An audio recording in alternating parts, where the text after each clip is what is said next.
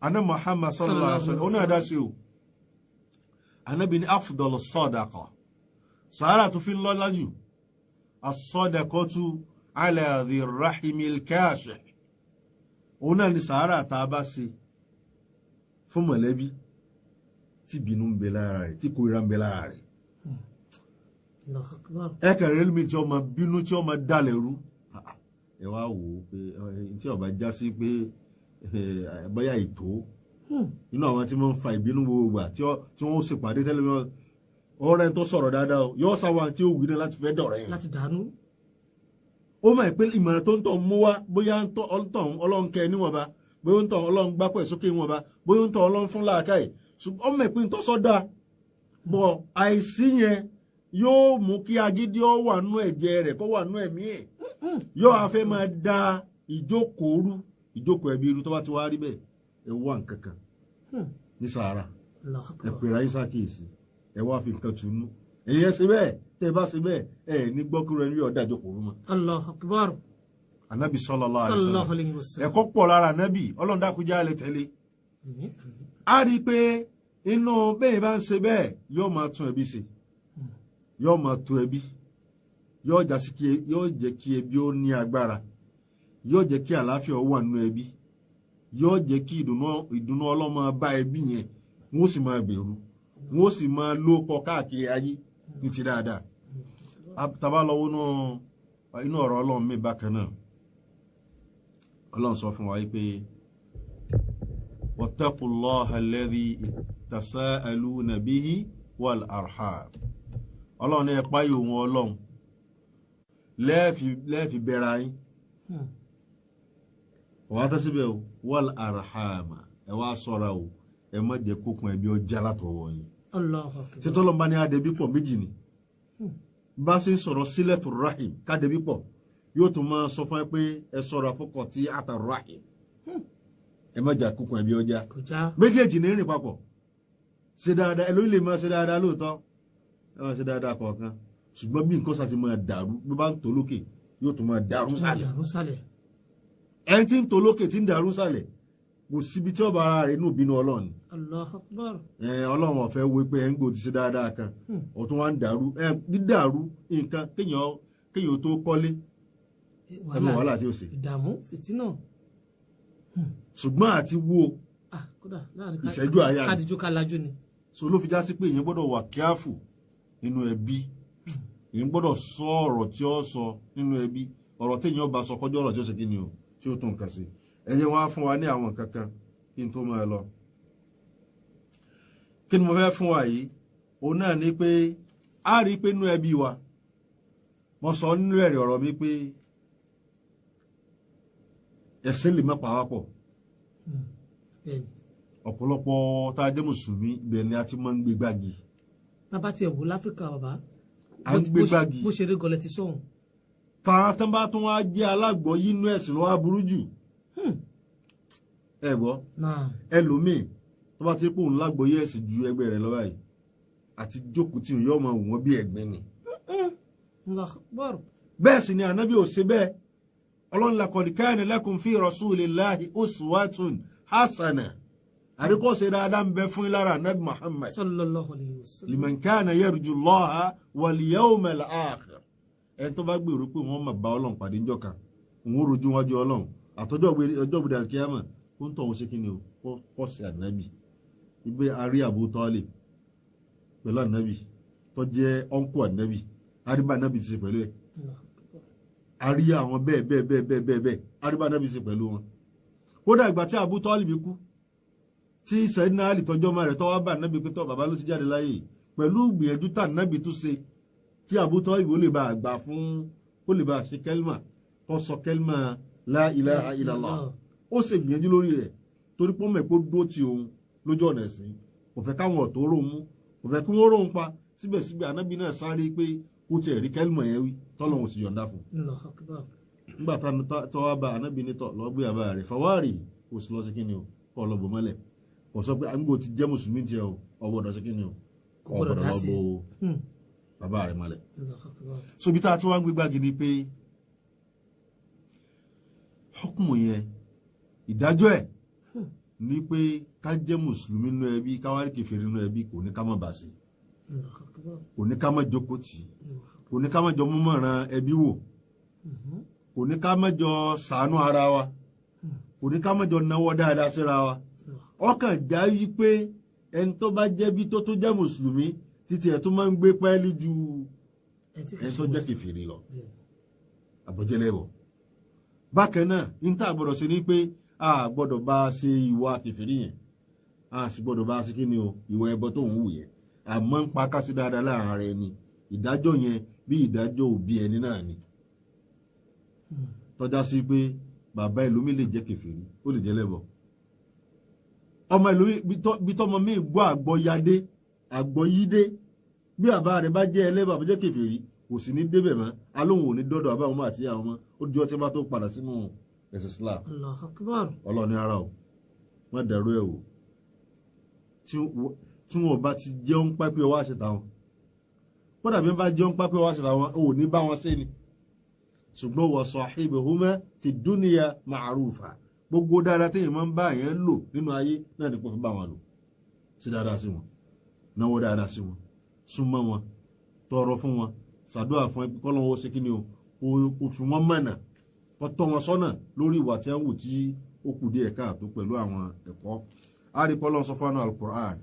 ọlọ́run ní ètí fi yanjú ẹni tí àsìkò bá ti ń tọ́ ẹ sọ fún mi o ọlọ́run la yanhakumullahu anil ladhina lam yuqatilukum fid-din ọlọ́run ọ̀pọ̀ fún yín pé kẹ́ ẹ ṣe dáadáa o ọlọ́run ọ̀pọ̀ fún yín pé ẹ má ṣe dáadáa sí àwọn tí wọn ò bá yín jà nú ẹ̀sìn yín nú ẹbí yín nú ara yín wọn sọ pé wọn mọ bá yín fọ̀rọ̀ ẹ̀sìn pé wọn wá mú yín mú yín pé tọ̀ bẹ́ẹ̀ bá sì ta wọn ní gbánù nínú ẹbí wọn ò bá yín ṣe bẹ́ẹ̀ walam yukhrijukum min diyarikum wọn ò ṣe pé wọn ò sì lé yín kó ń lù ú bí àwọn kan ti káyà yóò tó sọ̀kalẹ̀ nígbà tí wọ́n ń fi fìtínà bá mùsùlùmí tí wọ́n fẹ́ lé wọn kúrò ní Mẹ́kà lọ́rọ̀ ìṣẹ̀lẹ̀ ọlọ́run ní òun ò sọ pé òun ò pọ̀ fún kẹ́ má ṣe antabarruhu kẹ́ má ṣe dáadáa sí wọn wa tuqsitu ilayhi òun ò sì kọ̀ fún pé má ṣe déédéé pẹ̀lú wọn tó ń gbà tọ́lọ́run sọ báwọn kí wàá ní tiwa àwọn tó bá jẹ́ kèfèrí nínú àwọn mọ̀lẹ́bí ìwà wa ìṣesí wa pẹ̀lú wọn ó lè mú wọn sí kíni o wọ́n padà gbé ẹ̀sìn Islam lára wa bọ́pọ̀lọpọ̀ ti gbé ẹ̀sìn Islam lára Ànábì Muhammad sallallahu alaihi wasallam gẹ́gẹ́ bí ọ̀rọ̀ Asma'u bintu Abubakar Asma'u ọmọ Abubakar ni ìyá rẹ̀ tó jẹ́ ìyàwó Abubakar ẹlẹ́bọ ni ẹ̀wọ̀n kan bọ́lá ẹ̀sìn Asma'u tó jẹ́ pé wọ́n ti bímọ kí Islam wọn tó dé Asma'u yẹn òun gba ẹ̀sìn Islam pẹ̀lú bàbá rẹ̀ ó ṣe ẹ̀sìn Islam àmọ́ ìyá rẹ̀ ń kọ́ mushrika ẹlẹ́bọ ni so nígbà tí ìyá rẹ̀ wá rí fọ́rọ̀ kankan tó nídìí àwọn kan tó rán kádàrá lọ́dọ̀ rẹ̀ ó wá lọ bí ànábì léèrè kọ́ lọ́mọdé àṣìṣe ànábì bó ní ṣe ànábì sílẹ̀ à ṣe dáadáa ro ẹbí rẹ̀ pọ̀ ó jẹ́ kẹ́bí okùn ẹbí rẹ̀ ọjà látọ̀dọ̀ ìyá rẹ̀ ó ṣe dáadáa sí kò dira wọn lọ́wọ́ àwọn ọmọ ìyá wa ní ẹ̀sìn Islam ọ̀rọ̀ pọ̀ tá a fẹ́ sọ ṣùgbọ́n tọ̀ ọ́ dàbí àsìkò náà tó bọ̀ déédéé àbí káńsù ńlẹ̀ now èyàn ọmọ ìyá mi ní ẹ̀sìn Islam àwa tí a fẹ́ da ẹbí pọ̀ àtẹ́tí ọ̀fẹ́ da ẹbí pọ̀ mẹ́ta la pín sí alákọ̀ọ́kọ́ òun ni wáásílù ẹlẹ́ẹ̀kejì òun náà ni mùkáfíù ẹlẹ́ẹ̀kẹta òun náà ni kọ́tíùn alákọ̀ọ́kọ́ ló wá dà wáásílù ẹni tí ń da ẹbí pọ̀ báwọn èèyàn bá dàpọ̀ mọ́nú ẹbí bí wọn ò dàpọ̀ mọ́ yóò gbìyànjú àti kíni o láti dẹbí pọ̀ yóò gbìyànjú àti sí dáadáa sí wọn yóò gbìyànjú àti súnmọ́ wọn yóò gbìyànjú àti gbogbo tó bá fẹ́ mú kọ́nu kọ́ ọ̀ dání yóò gbìyànjú àti ṣàtúnṣe ẹ̀ wá sílùú nìyẹn gbogbo tọ́lọ́ bá fún ní capacity ní kápá gbogbo ẹ̀ ni ó lò láti fi já sí pé ẹbí yìí ò ní bàjẹ́ ẹbí yìí ò ní dàrú nípa ziyara ni pé ó kéré tán salamu alaikum bẹ́ẹ̀ bá tiẹ̀ wà lè lọ báyìí tẹ̀ lọ kí n lé salamu alaikum ayé tó ọlọ́run tó wá sí ogun ìrọ̀rùn salamu alaikum táwọn ṣe yìí ká jẹ́ kẹ́mi wá ó mọ́ síra wa ìtọ́ wa dájú ní kéèyàn ó ṣe kí ni o kéèyàn ó lọ sálámà sí rẹ̀ kálọ̀ kírẹ́ ni ká bẹ̀rẹ̀ ẹni wò bó ni àwọn ọmọ ń kọ́ sí adáni wà bó ni àlámọ̀rí rẹ nípa ẹ̀sìn tó gbé ń lọ bó làlámọ̀rí nípa ọ̀rọ̀ ayé ṣé ọlọ́run ṣe wẹ̀ rọrùn pẹ̀lú ògbọ́ ọlọ́run ní dínà máa wà o a máa gbúra ṣe dáadáa kó dàbí èèyàn ọba ní nǹkan bí owó bí nǹkan kàtí ó là sí rẹ ni ẹnu pé à ń béèrè ara ẹni o a máa kọ̀ǹdíṣẹ̀ tá a wà yẹn odidi ìdèbí pọ̀ ni. Wáṣílù nìyẹn o èèyàn mélòó ni ń wá ara wọn báyìí èèyàn mélòó gan-an ni wọ́n ń pera wọn ní ẹbí èèyàn mélòó ní ń fi dáadáa kan ní fi ń perí ẹbí ara rẹ̀ ilé ohun tí wọ́n nú ayé nìsín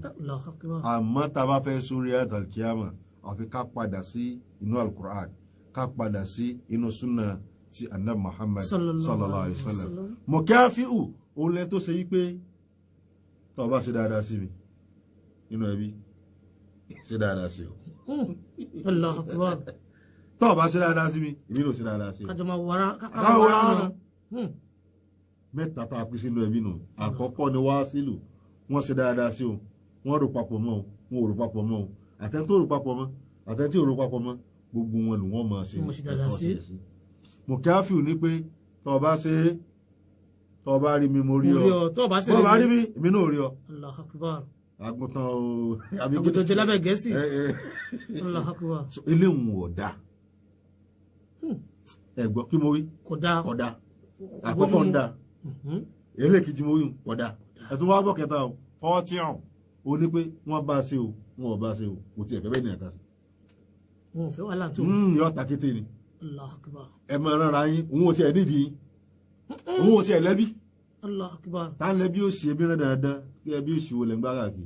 Allahu Akbar. subhanallah ó bẹ bẹ́ẹ̀ bó ti rí náà nù. subhanallah qati'ur rahim Ànábì ní qati'ur rahim irú àwọn èèyàn bẹ́ẹ̀ la yadkhulul janna kò ní wọ àlùjánnà. kódà kó ṣẹ̀sì dáadáa. ó àní kó kírun kó bá gbogbo ẹ̀ kó ṣe gbogbo ẹ̀ èyí ṣe pé ká kírun nìkan àwọn akẹ́mbẹ́ tó yẹ pé yọ já ọ̀pọ̀lọpọ̀ bọ́lá lè kíyàmá. ẹlòmíì wàhálà ẹbí ẹlòmíì ń sá fún ẹlòmíì wàhálà ẹbí. alẹ́ lomi ń bẹ tí ọmọ dá àṣà wípé àkọ́rìbù àkọ́rì àwọn àfa ní mímọ̀ wọ́n ní ìyẹn gbọ́dọ̀ sọ̀rọ̀ ẹ̀mọ́ láyé wípé àwọn fámìlì wo àwọn àkekèé tí táàyàn jẹ́ pé jọ́ tó ń bá ti lọ padì lásán báyìí tó ń bá dọ́jà padà láàrin ìtọ́tẹ̀dẹ̀ báyìí tọ́sẹ̀ wọn fi parí òun ní sẹ́wọ́ ẹ wo ìmánì ibi téèyàn bá sì gbé ìmánì tó bá fọlọ́run sí ni ó ti gbà ibi téèyàn bá sì kí ni o tó bá fọlọ́run sí ni ó ti gbà èèyàn ọmọ ìyá wa ní Islam ká ṣe pẹ̀lẹ́pẹ̀lẹ́ pẹ̀lú ọ̀rọ̀ ẹbí ká ṣe pẹ̀lẹ́pẹ̀lẹ́ pẹ̀lú ọ̀rọ̀ ẹbí gbogbo ohun tí bá ń dàrú nínú ẹbí ẹjẹ́ àtúnṣe gbogbo àwọn tí ó bá gbọ́ra wọn yé èyí tí máa ń dùn mí ní pé àwọn kan wà fi sẹ́yìn eléyìí àwọn kan fi sẹ́yìn eléyìí wọ́n á máa dàrú nso. ìjọba lè bàdé. ẹ̀sàjà máa dàrú nso subhanallah bẹ́ẹ̀ bá bẹ́ẹ̀ díwájú ọlọ́run yóò jẹ yàláyàyà ọlọ́run dàkú má ṣe wá ní ẹrú tí ó jẹ ìwájú ọlọ́run ọlọ́run má ṣe wá lẹ́rú tí ó jẹ ìwájú ọlọ́run ṣe wá pẹ̀lẹ́pẹ̀lẹ́ dákun já sórí àtàkìyàmà wàlá hawla wala quwwata illa billahil azim tó wá kí àwọn bàbá wa Mawlana Sheikh Al-Imam Abdulhamid Yusuf Al-Hiwowi kódà wọ́n wa ọkọ̀ náà wọ́n sì wàá já wa sí bùtí ayọ̀ báyìí mọ̀ kẹ́yìn tí múra àbẹ̀rẹ̀ gbogbo ala ní kọ́míkọ́ nínú ẹbí kò sẹ́ni tí ò ní àgbọ̀dọ̀ gọ́ sẹ́yìn èmi tí mo ń bẹ́ ń bí èmi náà ní tèmi tí ò tiẹ̀ ṣe é kó a sì à ń tibẹ̀ tá à ń ṣubú àwa tá à ná pọn báyìí ẹ ṣáà máa sọ ìfẹ́ wàhálà ń tèmi wọ́n sì nílò ọpọlọ wa pé ẹ sì sọ̀rọ̀ àwọn náà sì máa ń sápá bàbá sọ̀rọ̀ ní ìsìnkú bóyá bẹ́ẹ̀ òun náà àwọn náà ti kó sí nǹkan kan àti mọ́ o ń bọ̀ wá bèrè òun lọ́rọ̀ àwọn ọmọ mu wa àmọ́ láàrin ìṣẹ́jú kejì sí kẹta ẹ jẹ́ kí adátọ́mì á padà wá sórí àtẹ́gùn àwọn ìbéèrè yín ẹ ṣáà máa mú sọ́wọ́ àlàáfíà yín láti bèrè lọ́wọ́ àwọn ọmọ.